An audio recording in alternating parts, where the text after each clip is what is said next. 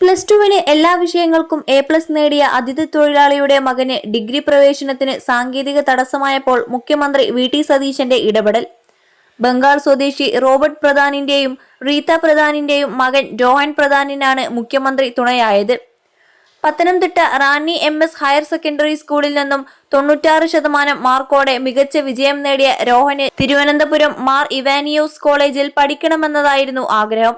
എന്നാൽ ration card ഇല്ലാത്തതുമൂലം degree പ്രവേശനം വഴിമുട്ടിയതോടെ പത്തനംതിട്ട ജില്ലാ പഞ്ചായത്ത് അംഗം ആരോൺ ബിജ്ലി പനവേലി രോഹനെയും മാതാപിതാക്കളെയും സഹോദരി റബീക്കയെയും കൂട്ടി തിരുവനന്തപുരത്തെത്തി വ്യാഴാഴ്ച മുഖ്യമന്ത്രിയെ കണ്ടു.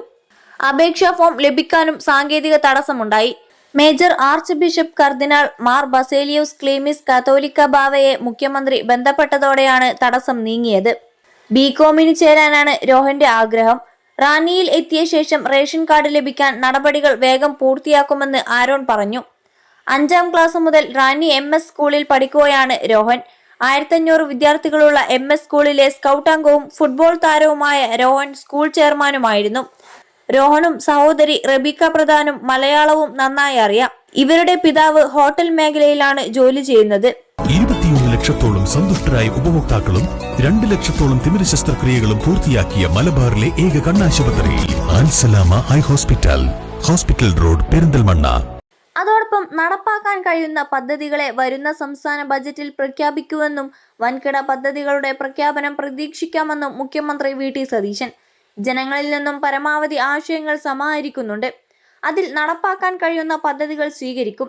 പ്രഖ്യാപിക്കുന്നവ സമയബന്ധിതമായി നടപ്പാക്കുക എന്ന വെല്ലുവിളിയും ഏറ്റെടുക്കും. തമിഴ്നാട്ടിൽ അതിവേഗമാണ് പദ്ധതി നടത്തിപ്പ്. ഒരു പദ്ധതി പ്രഖ്യാപിച്ചാൽ ജൂൺ ജൂലൈ മാസങ്ങളിൽ ഭരണാനുമതി നൽകി ഡിസംബറിൽ ആരംഭിക്കാൻ കഴിയണം. എന്നാൽ ഡിസംബർ ആകുമ്പോഴാണ് പദ്ധതിയെക്കുറിച്ച് MLA മാർ അന്വേഷിക്കുന്നത്. ഈ രീതി മാറാൻ MLA മാർക്ക് പരിശീലനം നൽകും.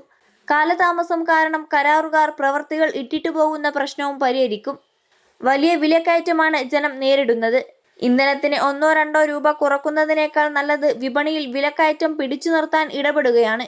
ഇന്ധനത്തിന് വില കുറച്ചാൽ ഉൽപ്പന്നങ്ങൾക്ക് വില കുറയില്ല.